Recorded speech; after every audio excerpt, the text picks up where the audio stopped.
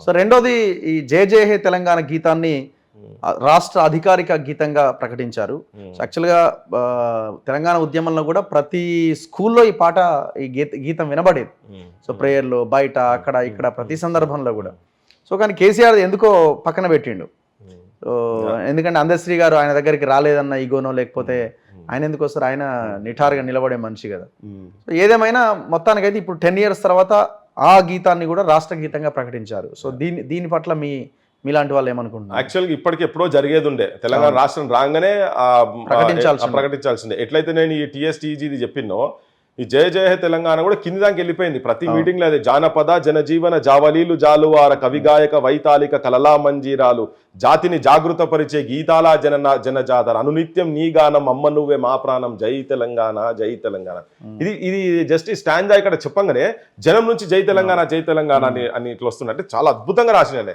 సిరి వెలుగులు విరజిమ్మే సింగరేని బంగారం అనువనువున ఖనిజాలే నీ తనువుకు సింగారం.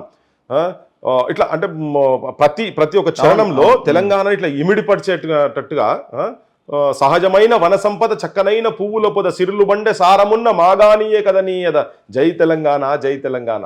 సో అట్లా ఈ సాంగ్ చాలా కనెక్ట్ అయిపోయింది జనం లోపల తెలంగాణ గురించి. దీంట్లో ఒక అంశం చెప్తాను మీకు. యాక్చువల్గా ఏమైందంటే ఈ సాంగ్ బాలసుబ్రహ్మణ్యం పాడుతున్నాడు ఫస్ట్, మన అందశ్రీ గారు రాసిన తర్వాత ఈ సాంగ్ యాక్చువల్ ఒరిజినల్గా బాలసుబ్రహ్మణ్యం పాడుతానన్నాడు. పాడుతున్న తర్వాత ఆయన ఫిక్స్ అయిపోయింది, టైం ఫిక్స్ అయింది. ఇక్కడ నుంచి మా నాగరాజు అంతర్పుల నాగరాజు వీళ్ళంతా కలిసి చెన్నైకి పోయేది ఉండే. ఒక 2 days లో చెన్నైకి పోయేది ఉండే. ఇక్కడ స్టూడియోలు అంతా మొత్తం ఎవ్రీథింగ్ రెడీ అయిపోయి ఉండే. పోయే క్రమంలో ఇక వీళ్ళు బయలుదేరే క్రమంలో మళ్ళీ ఏదో ఫోన్ చేసి అడిగితే నేను బాడా అని చెప్పి లోపల ఏంటంటే చంద్రబాబు నాయుడు ఇంటర్ఫేర్ అయ్యింది దాంట్లో. ఇంటర్ఫేర్ అయ్యి నువ్వు అట్లా పాడతావు, నువ్వు వాడద్దు అది అని అంటే, అరే ఎందుకు మీరు వాడదంటే సైలెంట్ అయిపోయాడు. నేను వాడాను, అరే ఎందుకు వాడావని చెప్పి వీళ్ళు ఇక్కడ నుంచి టైట్ చేసి స్టార్ట్ చేశారు. అంటే లాస్ట్కి ఆయన ఏం చెప్పిండంటే స్వరాష్ట్రమై తెలంగాణ స్వర్ణయుగం కావాలనేది పదం ఉందో లాస్ట్ లో, ఆ స్వరాష్ట్రం అనే పదాన్ని మీరు తీసేస్తే నేను వాడతా అని చెప్పని బాలసుబ్రహ్మణ్యం ఎస్పీ బాలసుబ్రహ్మణ్యం వాడితే దానికి ఒక హైప్ వస్తుంది, జనంకు బాగా పోతుంది అనేది ఉండే. సో ఇది కేసీఆర్ కూడా తెలిసింది. సో వీళ్ళు బాగా టైట్ చేస్తే ఆయన లాస్ట్కి ఏం చెప్పిండంటే స్వరాష్ట్రమై తెలంగాణ అనేది ఒక్కటి తీసేసేయండి, నేను మా ఆంధ్రప్రదేశ్ గా కలిసి ఉండాలని అనుకునే అంటే ఆలోచన ఉన్నటువంటి వాడిని, నేను దీనికి వ్యతిరేకము కనుక మీరు స్వరాష్ట్రం అనే పదాన్ని మీరు తీసేసేయండి అని చెప్పని బాలసుబ్రహ్మణ్యం అడిగిండి. ఇలా అడిగితే అరే ఎట్లా మరి ఏం చేద్దామని చెప్పి థీమే అది కదా, సో ఏం చేద్దాం మరి అని చెప్పి చలో రైటర్ దగ్గరికి పోదామని చెప్పి మా అన్న దగ్గరికి పోయిండ్రు. అన్న దగ్గర పోయి కూర్చొని అడిగిండ్రు అందశ్రీ దగ్గర పోతే, నానాయ్ అది నా పాట, ఒక్క పదము కూడా దాంట్లోకి వెళ్ళి తీయొద్దు, ఏది యాడ్ చేయొద్దు, అది నా పాట. బాలసుబ్రహ్మణ్యం ఎవడు అడగకపోతే ఇంకొకటి వాడతాడు, నేను రాసిన దాన్ని మాత్రం ఎక్కడ కూడా ఒక పదం కూడా అటు ఇటు చేయొద్దు, బాలసుబ్రహ్మణ్యం పాడినా పాడకపోయినా నాకు సంబంధం లేదు, నా పాట మాత్రం మార్పు జరగొద్దని అని చాలా మొండిగా చెప్పేసే వరకు అక్కడి నుంచి ఆగి మళ్ళీ దాని తర్వాత ఈ నాగరాజులు అందరూ కలిసి ఇది రసమై కూడా ఐడియా ఉంటుంది ఇదంతా స్టోరీ అంతా సనయాదిరెడ్డి స్టూడియోలో చేసింది ఇదంతా. సో దాని తర్వాత మళ్ళీ రామకృష్ణ అని చెప్పి ఇంకొక ఆయన కూడా మంచి సింగరే తన వాడిండి యాక్చువల్లీ జయ జయ హే. సో ఇది ఎప్పుడో జరగాల్సిన ఆ హానర్, ఆ గౌరవము ఎప్పుడో జరగాల్సింది. కాకపోతే అందశ్రీ ఉన్నట్టు మాట్లాడతారు కాబట్టి కన్నా నికార్స్గా కొంచెం ధిక్కార స్వరం వినిపిస్తాడు కాబట్టి తన సాంగ్ ను పెట్టొద్దనే ఒక ఏకైక ఏమంటారు కదా కుట్టిల బుద్ధి కుసంస్కారి కేసీఆర్ రమ్మను అందశ్రీని అంటే ఈయన పోయి అడిగిరట, వాడేవాడని నన్ను రమ్మడానికి.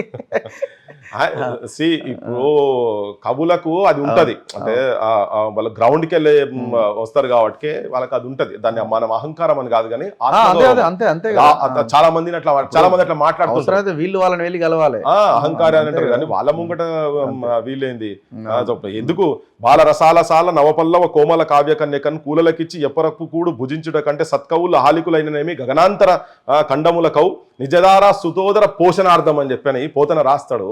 అది ఏంటంటే కవులు ఎట్లా అంటే ఏం చేయకుండా అంటే రాజు దగ్గర పోయి నువ్వు నీ కవిత్వాన్ని తీసుకుపోయి ఆడబెట్టంటే, నేను ఇప్పుడే చిగురిస్తున్న నా కవిత్వం తీసుకుపోయి ఆయన పాదాల దగ్గర పెట్టుడు ఎక్కడిది సవాలే లేదు. ఇక్కడ కాకపోతే ఏదో వేరే గగనాంతర అంటే ఇంకెక్కడో వేరే దగ్గర పోయి అయినా కానీ నా వ్యవసాయం చేసుకున్న భార్య పిల్లలను పోషించుకుంటా కానీ ఇటువంటి వాళ్ళ దగ్గర కాదు, నా కవిత్వం ఇటువంటి వాళ్ళ గురించి కాదని చెప్పని ఏదైతే ఉన్నదో అటువంటి వాళ్ళు పుట్టినటువంటి గడ్డ, దానికి వారసత్వం వహిస్తున్నటువంటి మా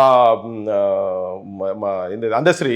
సో అంత ఈజీగా నువ్వు రాజు పిలువంగానే నేను దాసోహం చేసి నేను పోతా అని పోలే నో అని చెప్పిండు ధిక్కరించి. కాకపోతే అది అన్నాడు కాబట్టి పక్కకు పెట్టిండు. కృష్ణా నది మీద కావచ్చు, గోదావరి నది మీద కావచ్చు, ఇవన్నీ అద్భుతంగా సాంగ్ లో మొత్తం ఉండే. అది కూడా సైకలాజికల్ గా బాగా జనం కనెక్ట్ అయి ఉండే. సో అది ఎప్పుడో జరగనుండే, అది ఇప్పటికే ఆల్చం జరిగింది. ఆల్చం అది గత 10 ఏళ్ల కింద ఎప్పటి నుంచో జరిగేది ఉండే. ఏ స్కూల్లో ఎక్కడ పోయినా ఇప్పటికి కూడా ఏంటంటే స్టార్టింగ్ ఇప్పటికి వాడుతూనే ఉంటారు, ఆ పాట వాడుతూనే ఉంటారు స్కూళ్ళల్లో. చాలా మంది టీచర్స్ కూడా అది ఎమోషనల్ గా కనెక్ట్ అయి ఉన్నది, అద్భుతంగా కనెక్ట్ అయి ఉన్నది. సో అందుకని ఆ సాంగ్ వచ్చుడు కూడా డెఫినెట్ గా హర్షణీయం.